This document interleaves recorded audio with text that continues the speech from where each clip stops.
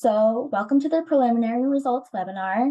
Today, we will be reviewing how to interpret your results and the next steps you will need to take to receive your final results. Shortly, we will provide some background on who we are at Education Analytics for those who are new to the process. We will also provide a process timeline for this year's analysis. We will be reviewing the types of results your district has received, which are the SLOs and Growth Model results.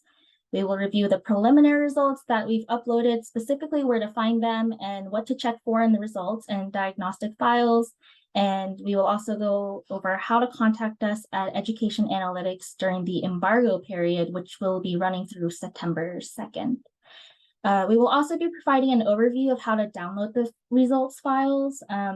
If during this overview you notice that the method doesn't work for you, just please let us know and we'll work with you to troubleshoot how to resolve that. The final results will be available on September 9th, and we'll discuss where to find them and what your district's responsibilities will be once you receive these results. At the end of the webinar, we'll have a question and answer session, which will provide you with the opportunity to ask more in-depth questions and receive more in-depth responses. So feel free to take notes during the webinar if you think of something you'd like to ask during the Q&A session. If you have any questions during the webinar, you can ask us using the Q&A box feature, which should be on the bottom bar of your Zoom screen. And there will also be periods where we'll pause during the webinar and ask for any comments or questions. So just feel free to type them up as you think of them. Our team at Education Analytics is responsible for calculating SLO and Growth Model results. So we'll be able to be available to answer any questions your district may have about these results. Today, we have a handful of people at EA joining from Madison, Wisconsin, Tampa, Florida, and even Savannah, Georgia. My name is Adelie Kim, and you probably recognize me as the person you've been corresponding with via email. And we also have a few other people from the team joining us who I'll let introduce themselves.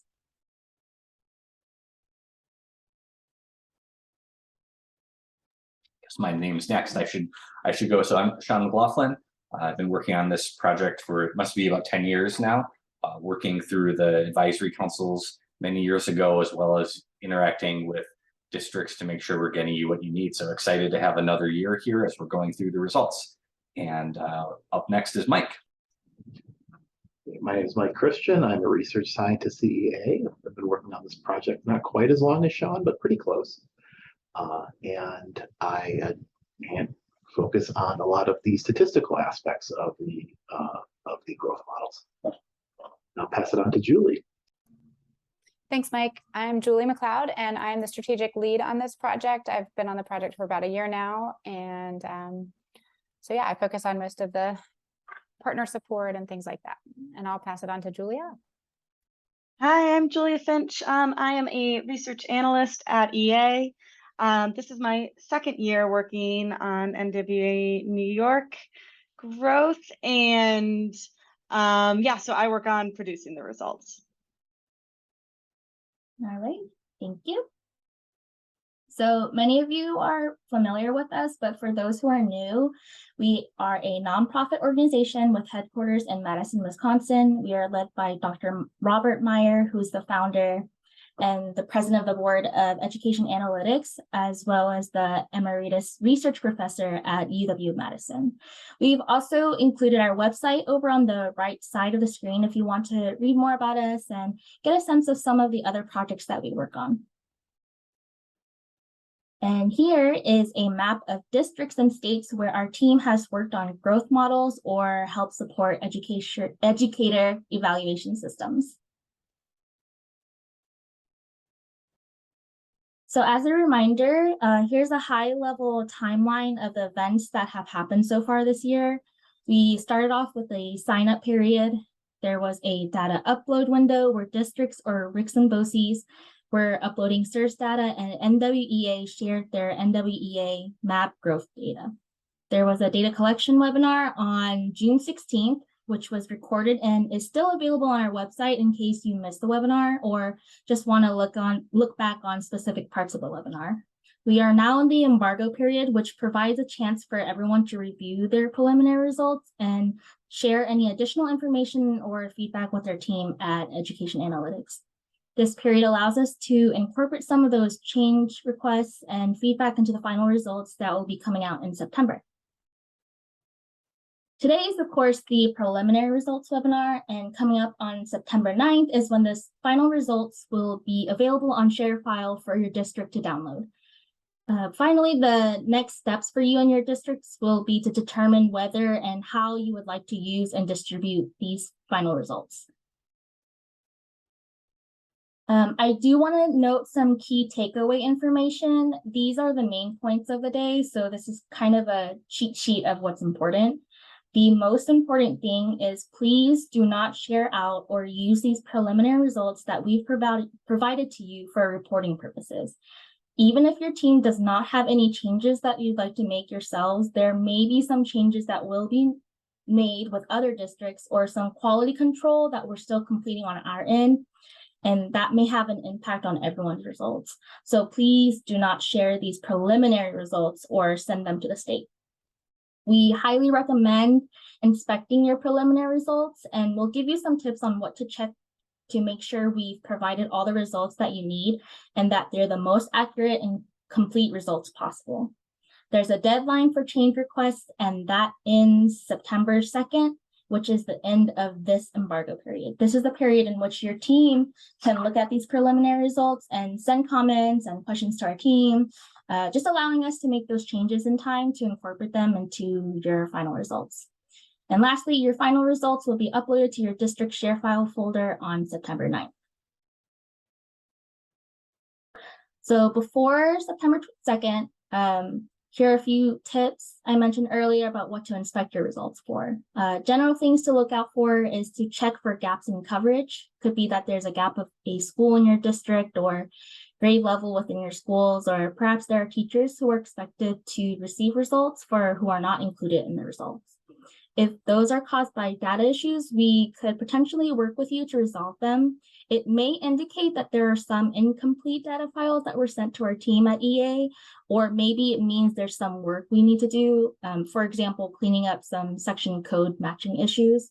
It might also mean there's a course that aligns to math or reading instruction, but our rules to pick up those courses up did not identify that course. There's another type of thing to look for, which is low student counts. We have some rules, which we will go into a little bit later during the webinar, that all need to be met for a student to be included in analysis. One of the things that we tend to find in some districts is there could be a 0 instructional days for students and teachers that could cause students to be dropped, or perhaps students have been flagged as exclude from evaluation indicators, which are both rules that we honor. If those are unintended, those could be some things that we could reverse to make sure we include those students in your results. Many of you have been emailing us throughout the spring and summer so far, which is great. That's actually our preferred method of communication. And as questions come up throughout the process, please email us at newyorkappr@edanalytics.org. If you have any questions or file updates that require sending us new data, we require that those be uploaded to your district's secure FTP folder on ShareFile. We will not accept any sensitive information via email or other methods. Now we will be going over the high-level results we will be providing, which are the student learning objectives and growth model results, and the difference between those. This might be especially useful as districts are looking at their preliminary results and thinking about which results you would typically use for reporting purposes, such as what might be written in your APPR plans or what results, SLO or growth model, you've typically used in past years. On the left, we have the SLO, the Student Learning Objectives Approach, which compares the fall to spring growth of your students to NWEA's national growth norms. This does not adjust for student characteristics like the growth model does. For the SLO approach, we do some adjustment based on the standard error measure with the assessment results for students. So students will only fail to meet their growth goal if their growth is statistically different from the growth norm. On the right, we have the growth model. And the growth model is designed to measure the contribution of educators to student growth. In this model, we compare the growth of your students to similar students from across New York, and we've listed some of the variables we consider when we're trying to find that apples to apples comparison of the impact of growth from your educators to the impact that other educators have on other students from across the state. If you'd like more information about the SLO and growth model results, we do have substantial write-ups on our website within the SLO and growth model section of the NWEA MAP growth project. As shown here, these web pages can be found in the partner portals drop-down menu located in the footer of our website. Additionally, if you visit the main New York State NWEA MAPS growth slows and growth measures webpage in our partner portals dropdown, you'll also find a recording of the first webinar we gave in June, which more extensively goes into the SLOs and growth model methodologies. If you would like to know more about the differences between these two results, these are the places we definitely encourage you to review. Okay, so first let's talk a little bit about the SLO results. These are the different types of results and levels we'll be providing you with, and we'll just mention a few of them now. Student level results mean we'll give you files that have every single student we were able to calculate an SLO for in your districts. For each student, you'll see math, reading, and language usage, whether or not the student met or did not meet the SLO target, taking into account the standard error of measurement, which is the amount of noise we can expect around a score on the assessment to ensure we only count students that did not meet the target if they're statistically different than average. We also produce classroom level, teacher level, grade level, team, and school level, aka building level results for SLOs. For each of these types of results, we provide one file with all the subjects combined. Then we do the combinations of subjects. So for example, the M&R note in this table means there's a math and reading aggregation if those are the two subjects you wanted to count, for example, at the school level. They're subject specific. So if you, for example, wanted to use the grade level reading SLO for certain teachers, you'd be able to find that in the files that we're providing and assign that to multiple teachers or use it for informational purposes. Here are a few rules that we use in order to determine whether a student will be included in a teacher's SLO. We only cover grades K through 10 in our analysis, so if you had a need for results for grades 11 or 12, that's not something you'll be able to find in our analysis, even if you use those assessments or had written it in your plans. Student must have a valid fall and spring test event based on those windows NWEA has set up with your team. If we don't have fall or spring assessment results for a student, we cannot include them in the results. We use your SIRS data to determine if your student is linked to a teacher. For the SLO metric, the student must be present with the teacher on both BEDS day at the beginning of the year and the date of the student's spring test event. Or if the end of the school year happened before that, we would tie it to that. Typically, we're finding that test events are happening before the end of the school year, so that's the latest date we're able to associate whether a student was with a teacher. Between those two periods of time, we don't take into account minutes or anything like that. It's just, was the teacher with the student on BEDS day and was the teacher with the student at the time of the test event in the spring. And as we mentioned earlier in the webinar, there's a couple of reasons a student might be dropped. One, if there are 0 instructional days, a student would be dropped, so anything above 0 should be counting in this methodology. And 2, we also honor the exclude from evaluation indicators or flags you have in the files. If there's a student who's flagged to be excluded from the evaluation, we do not count that student for that teacher.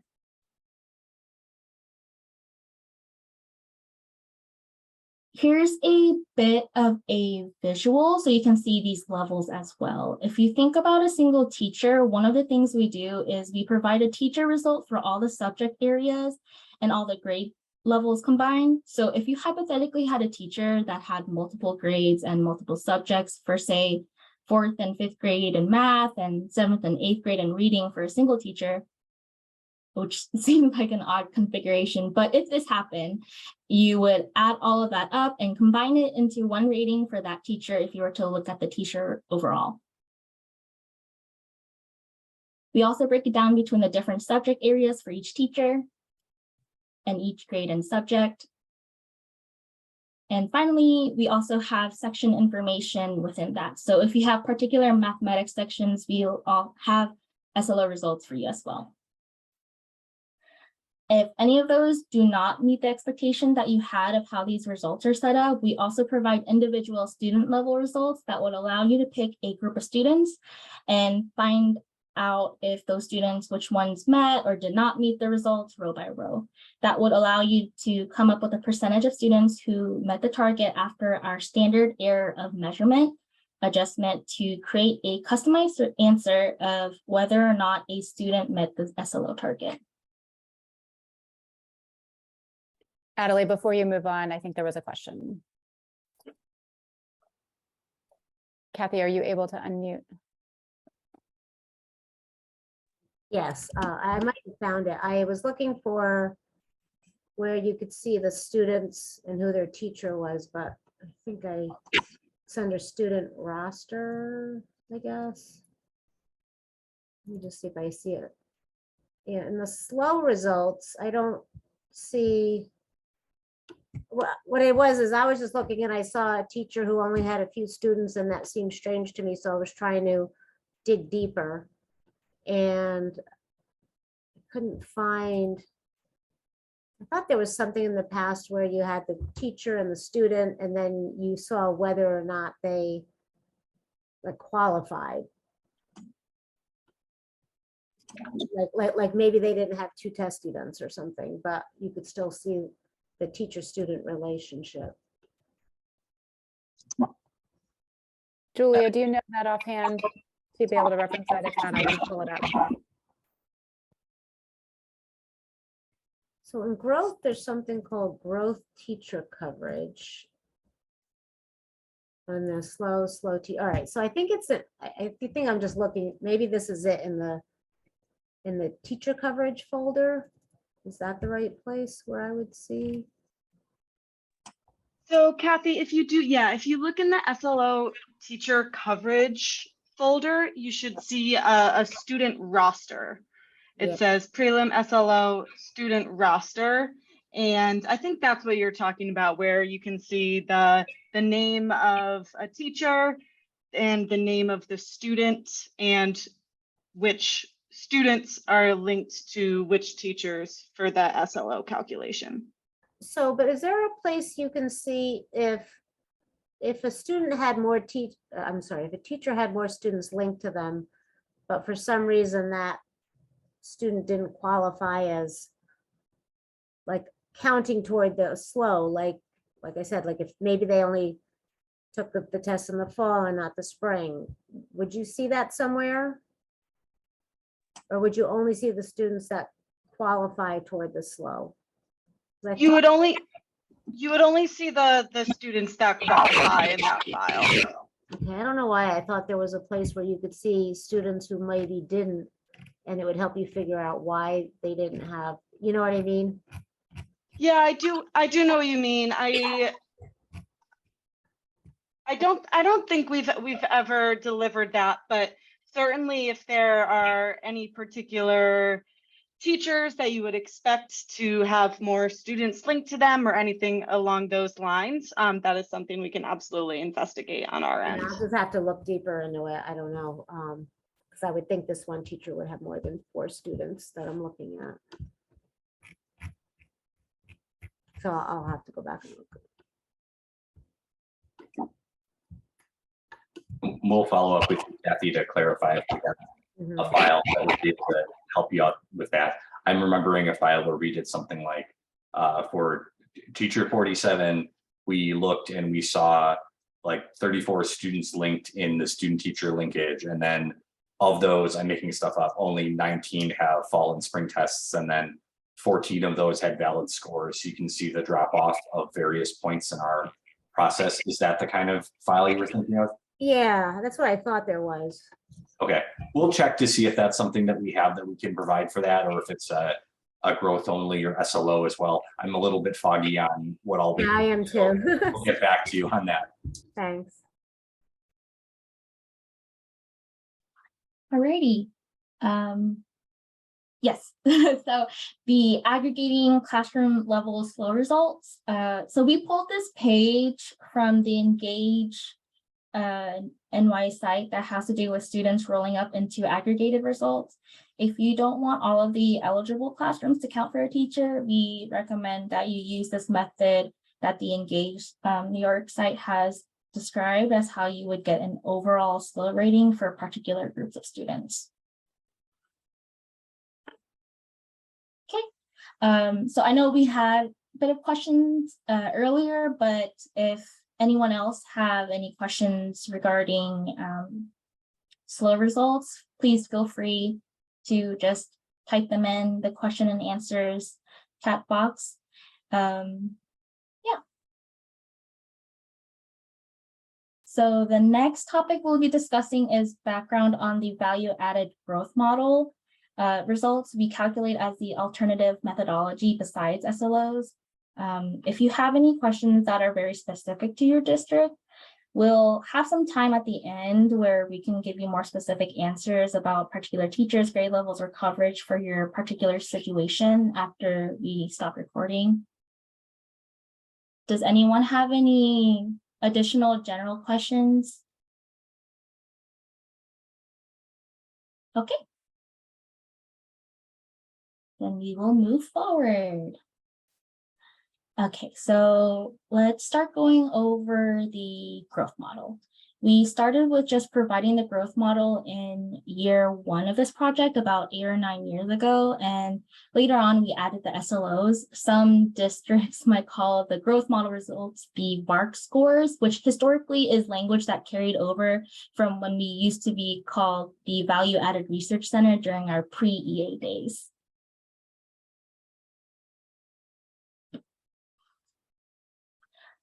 So similar to how we discussed the SLOs, looking first at the types of results we're providing, you'll notice there are fewer rows for the growth model results. We provide a teacher level, grade level team, and school level results. Similar to the SLOs, we include all subjects combined, combination of subjects and subject specific. As a use case example, some districts have used the grade level team results for a specific teacher that does not have their name in the results file we provide. We want to mention one more time about the growth model this year. We're unfortunately unable to provide growth model results for language usage in all grades and math and reading in high school this year due to small N sizes. This is why you only see math, reading, and grades K-8 noted in this table. We measure school growth relative to a typical amount of growth, which we measure using the average growth in our data set.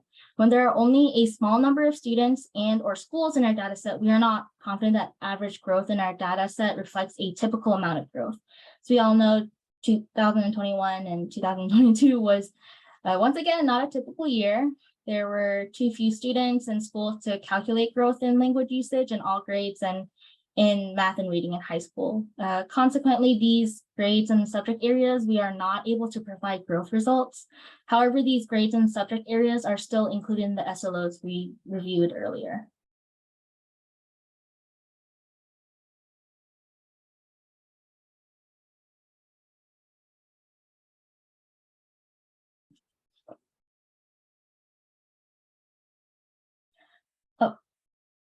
Now we're okay on this one. Okay, so the rules about which students can count in the growth model are a little bit different, as we have a little bit more flexibility here than in the rules that the state has set for SLO results.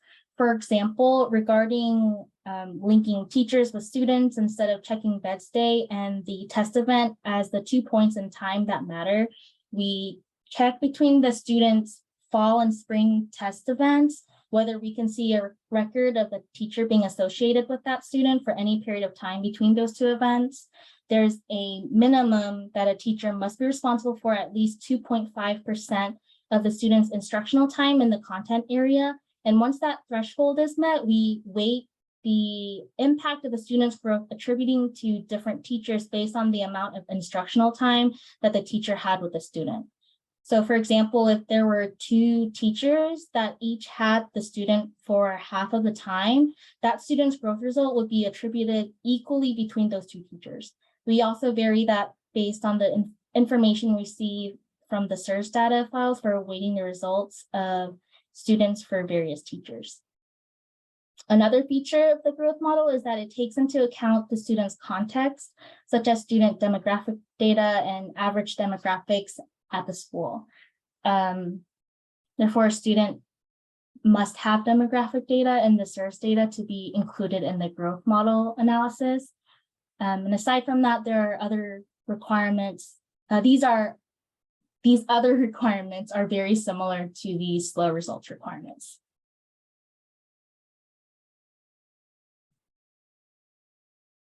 Okay, so we're just going to pause again. If anyone else has questions on the growth model that you'd like to ask using the Q&A, or feel free to just unmute as well.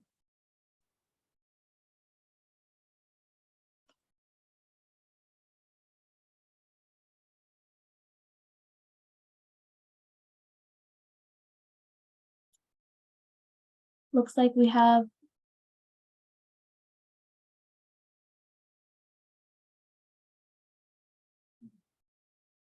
a hand raised. A lower, I think that was from before. Oh, okay.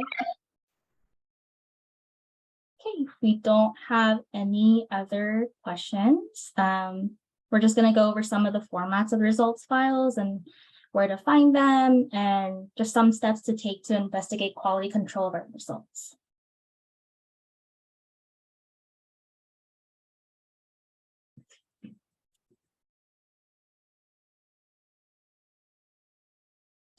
Okay, so you'll notice the note we have to not use preliminary results for decision making or other reporting purposes, even if you think they look good and all the results you want are there.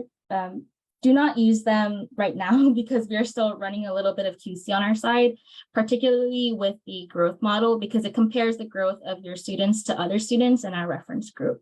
If we find that there's something that another district needs to change about the results, such as coverage, that may affect all growth model results a little bit, so we get more information about the reference group. So please don't use those preliminary results that you have on ShareFile. We'll be accepting corrections and comments on results up through August 19th, and we'll be closing that window on September 2nd to give us time to incorporate those corrections and comments into the final results that we will be providing on September 9th. The final results you receive on September 9th will be the results you are welcome to use and share out for reporting or other purposes. On ShareFile, we've organized results into different categories. We realize there's flexibility in the system, meaning some districts want to use school or building level results, others grade level team results. So there's flexibility about whether you want to use the SLOs or growth model results or et cetera. What we've done, which mirrors what we've done in the past, is created a folder structure to organize your results and more easily relay where you can find the results you're looking for. So this is a visual representation of the folder structure we created. On ShareFile, each district has a folder with individual permissions. Within your district's folder, FTP users will see a folder called Preliminary Do Not Use for APPR. This is the folder that preliminary results have been uploaded to as of last week. In the future, we'll make a new folder that says Final Results, which will contain your final results on September 9th. Within the Preliminary Do Not Use for APPR folder, We have folders for the SLO results and growth model results, and several districts will have a 4-district completion folder based on some gaps in data that may have occurred between the district and EA. If your district has a 4-district completion folder, please follow the instructions uploaded to that folder to help us ensure students are being correctly matched with both MAP test data and SERS data.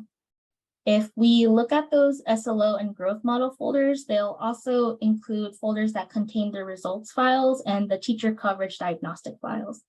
We also have data dictionaries in those folders as well that provide information on the mapping between the column names and what they mean. This is a screenshot of the Citrix share file, which highlights the people on this folder tab. This tab lists everyone who has access to this folder, such as district contacts that are in charge of uploading data or contacts who will be in charge of distributing final results to stakeholders. We highly, highly recommend you review to confirm your district's FTP users and ensure everyone that should be added or removed as an FTP user is reflected here. We also ask that this is not the way you would have teachers or principals access your results. We want to keep this access just to the district team, as well as anyone that your district assigns to distribute results. If you notice that adjustments need to be made to your district's list of FTP users, please just let us know by emailing us at newyorkappr@edanalytics.org.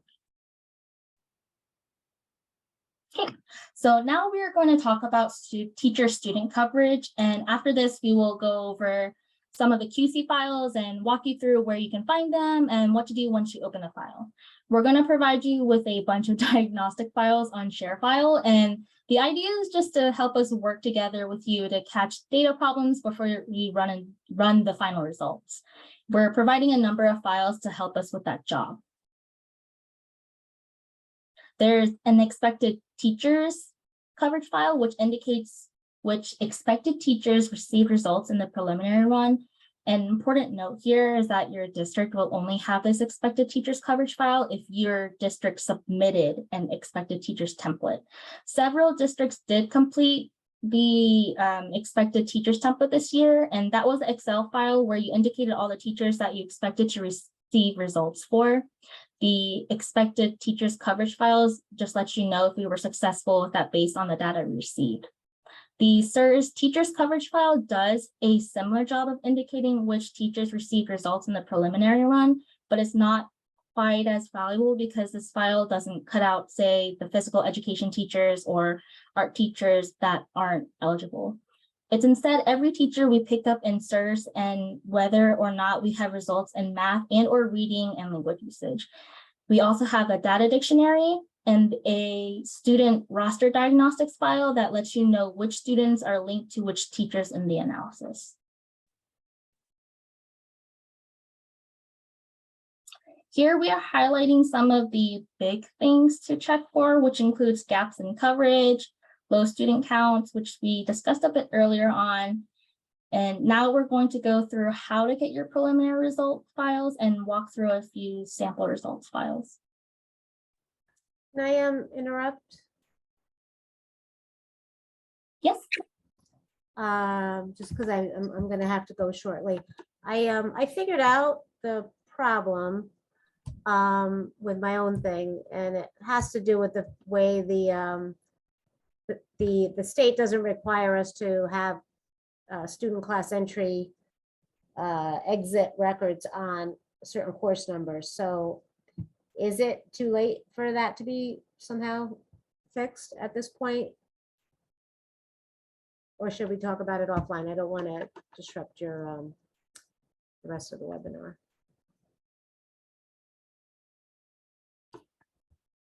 And Kathy, I think I'm hearing you say that for certain files that you're using for these, EA needs to have the entry and exit dates.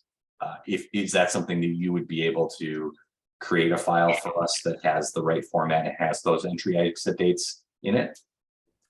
I think so. I have to check because what I'll probably have to do is like temporarily change course numbers, run it, and then change it back again, that kind of thing. Okay.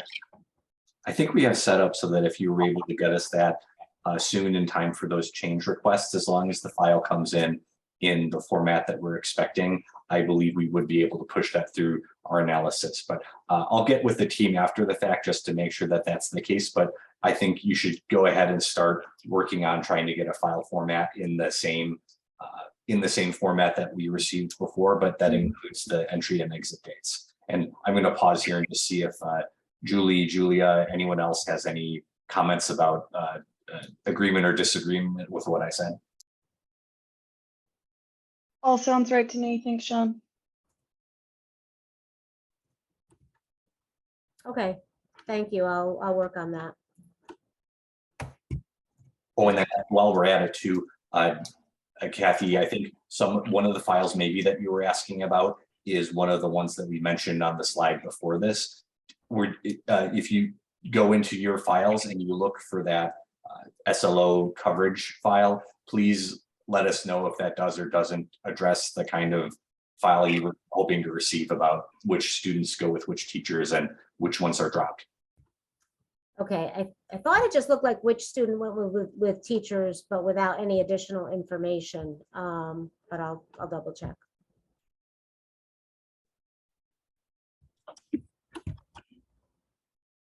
Okay. All right, well, thanks. I have to jump off, but I'll email you guys back about that stuff, okay? Thank you very much. Thank you. Thank you. Okay, moving forward with the share file login site. This is what the login page will look like for share file. You'll log in with your own account information. And then once you sign in, you'll be able to see a folder of your district. Here is, of course, a fake district just to show an example of what this folder would look like. Within your district's folder, you'll see some of the folders and tabs we mentioned earlier during the webinar, such as the people in this folder tab that shows which people from your district currently have access to the folder, and the preliminary results folder. What we'll do in just a minute is go to the preliminary results do not use for APPR folder to show some of the results files. If you wanted to download your preliminary results, you can check the checkbox next to the preliminary results folder and select the download button on share file.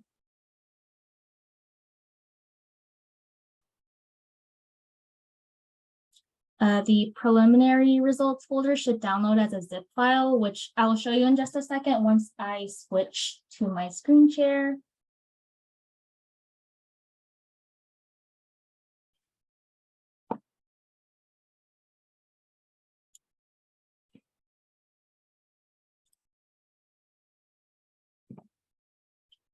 Can everyone see my screen?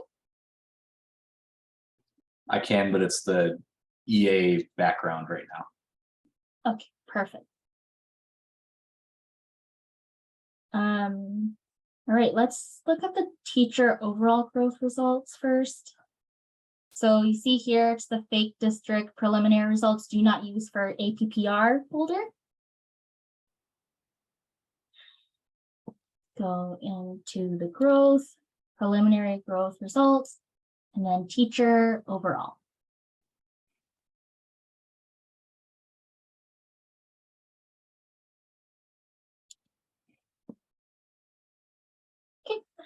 So this is the teacher overall growth results. Here you'll see the district code, district name, school name, where we're able to link the teacher and school, and the subject overall and grade overall results. So you'll see one row for each teacher we're able to get results for in the analysis. So let's look at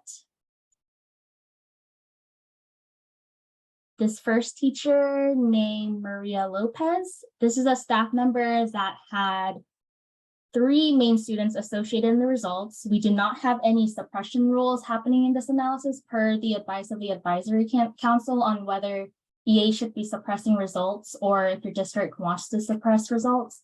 We do have a low number of students flag over here to let you know that their results when there's fewer than 10 students linked to a teacher. If there's a low number of students flagged, that's something we want you to be very careful about because some of the teachers' results are based on relatively few students.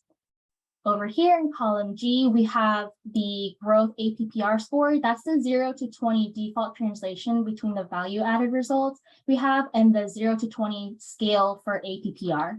For anyone that's interested in the statistics, we have a Z-score and a Z-score confidence interval. That's a 95% confidence interval. Lower bound and upper bound around the growth model results that we're providing. One more flag in the results file is the low percent of student flag, which means of all the students we found associated with that teacher in the source files, a low percentage of them were actually attributed to that teacher in the results. So if we found a teacher that had, say, 100 students linked to them in SIRS, if a relatively low percentage of the students actually made it into the results, we would turn that low percent of students flag on. Okay. Now let's look at the school overall preliminary SLO results.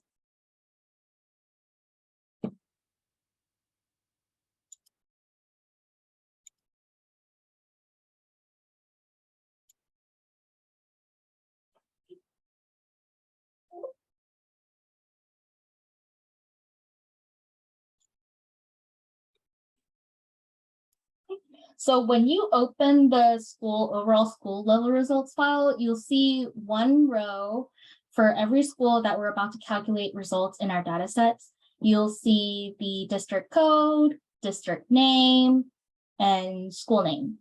And here in the school overall file is where we're aggregating all of the subjects and grades together just to get one SLO score for your school. In this top row here, we have a score of 16 for Fake Elementary School, and of those 335 students at the school, 81.32% of those students met the SLO targets after we did the adjustments for the standard error measure. At the Fake Middle School, that was a score of 14, meaning 73.26% of its 642 students met the SLO target. And then finally, let's look at the expected teachers coverage and the SLO results. So go into the SLO teacher coverage, and then here's this preliminary SLO expected teachers coverage.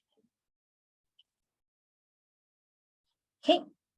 So in the expected teachers coverage file, the first thing you might notice is that it's an Excel file as opposed to a CSV, which is how most of the other files are formatted. At a high level, those first two files we reviewed were about result files, which are the files you'd look at to find out if a teacher got a 14, if a school got a 16, etc. This file, on the other hand, is a diagnostic file to look at to make sure we're getting good coverage for you. So the one we're looking at currently is for SLO results for teachers. Here, you'll notice that row 2 about Maria Lopez is a highlighted row. A highlighted row in this file indicates that when we compared the expected teachers template you completed earlier this summer to the preliminary results we created, there's a gap between what you expected and what we produced. This file lets you know where that difference occurred and a little bit of information to help us diagnose with you why that gap is occurring. So let's start by looking at row 2 for Maria Lopez. Column G shows a Y for expected in math results, which means when we looked at your expected teachers template for this teacher, you said, yes, I am expecting to receive math results for that teacher. In column H, we can see that we're in good shape as it notes that the teacher is in the math results. Column I, on the other hand, indicates that the teacher was expected to receive reading results, but they are not in the reading or language usage results, which is noted by the N in columns J and K. This is where the potential problem occurs for this teacher, as it's flagging a difference between the expected teachers template and our results. Now let's take a closer look at this file to see if we can find out why that's the case for this teacher. If we look at column L, when we looked across all the different files, we found that teacher linked to 18 here, 18 different students in one of the eligible subjects. That means when we looked at all the math, reading, and language usage courses, this teacher was tied to 18 students based on the rules that we have. College M notes that in math, all 18 of those students were associated with the math course, and column N notes that all 18 of those students had the fall and spring test events. When we looked at eligibility here, column O for the linkage for the math and SLO, we see 17 students, meaning we lost one student. This could be because the student was not with that teacher either on bed stay or was not with the teacher at the time of the spring test event. Here in column P shows that this was the last time that a student dropped out of those math results, because we see there are still 17 students in the SLO math results for that teacher. As we indicated earlier, that wasn't flagged as a problem. The reading usage results were what we saw flagged as a potential problem. So let's see if there's a different story in the reading. Column Q shows that 17 students were linked to Maria Lopez in reading courses. 17 also had fall and spring test results, test events, excuse me, in column R. But when we look at the linkage in column S, we see that 0 students remain. And that means there was something that happened based on our rules that made the students not eligible to be linked to that teacher. So perhaps that means that all those students were not linked to that teacher on bed stay, or maybe those students transferred to a different teacher for reading and language usage sometime during the year, and they were no longer with Maria Lopez during that year. Maybe it was a semester course or something along those lines. And those are the kinds of things we will find in the expected teachers coverage file. And as you can see, it does go on as well through columns U through X for language usage as well. So if your district completed the expected teachers template, this is going to be a useful file for you to see where there are highlighted rows to indicate potential gaps in coverage based on what we're expecting. We have a few other example cases here, but there are all cases where what you would expect to see for these hypothetical teachers and our hypothetical results match, which is why they are not highlighted. And I know it's a, it's a little bit difficult to respond with some of these questions here, especially if there's like a lot coming up, but it looks like there's, oh, hello, Samantha. It looks like we only have one, but thank you so much for listening to me talk to you for a while, just to ensure that these points are covered, since we do likely expect to answer specific district questions in greater detail during the Q&A session. Okay, let me go back to the slide.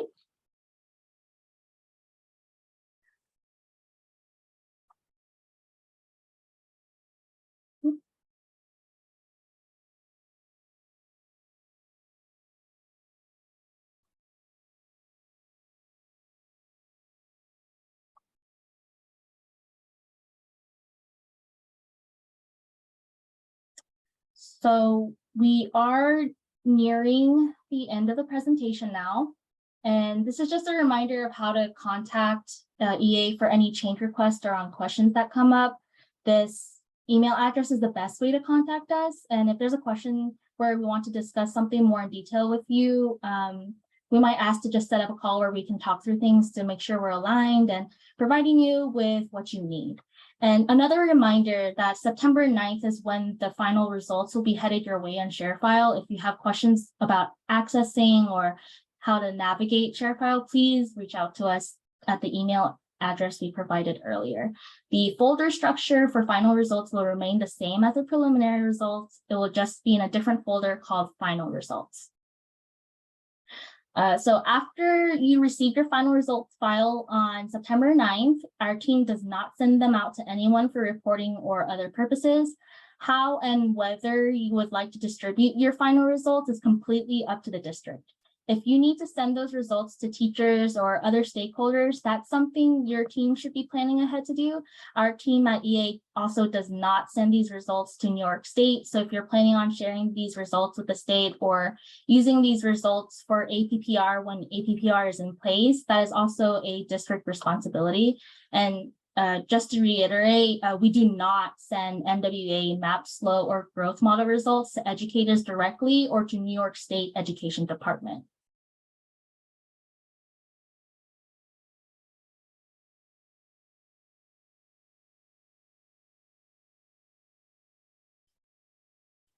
Okay, so circling back to the key takeaways we had earlier on during the webinar, do not share or use these preliminary results for reporting purposes. We highly recommend inspecting your preliminary results by looking at those files we talked about earlier, and send us any change requests by September 2nd, which is the end of that embargo period.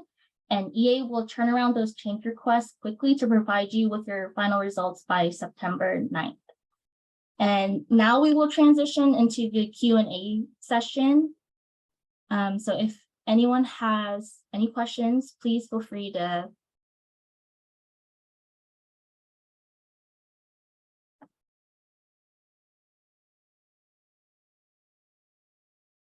Let's see, I think we maybe had one more content slide about some pricing information for next year. Is that something, Julie, you wanted to talk about at all?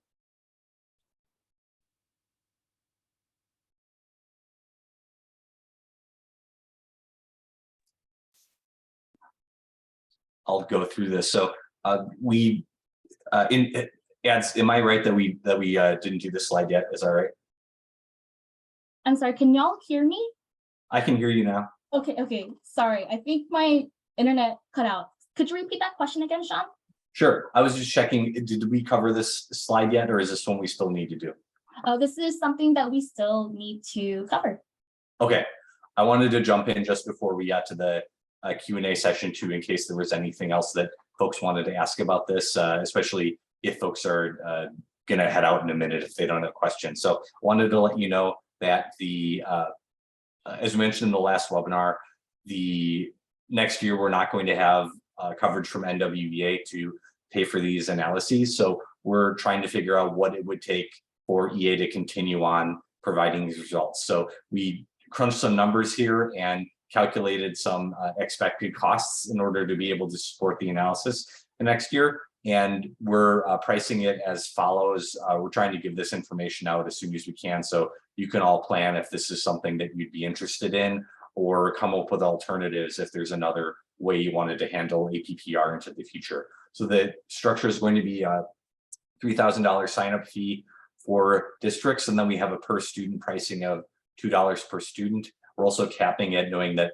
some districts may have lots of students, and we don't think the work really scales linearly up and up. So we have a max of $8,500 per district to be able to get a year of analysis from us. And that would include the growth model results, the SLO results, all the same kind of results that we've been providing for the last several years.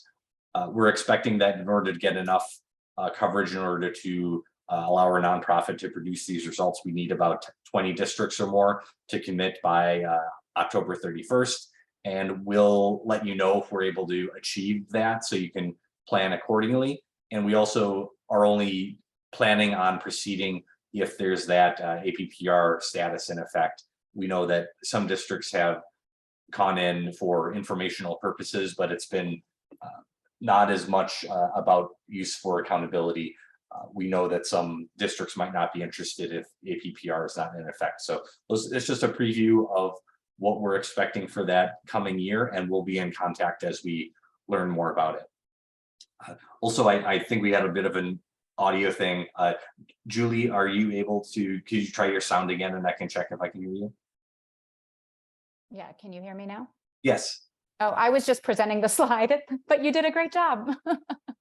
Okay, thanks. I couldn't hear you. Maybe it was on my end or something, but anyways, is there anything that I misrepresented or you'd like to add on? No, it was great. Thank you. Great. Well, thanks for letting me jump in with that. Ads, do you want to go to the question and answer slide one more time, and we can just see if there's anything that anyone came up with in the meantime? Again, you could raise your hand or unmute or put something into the question answer session.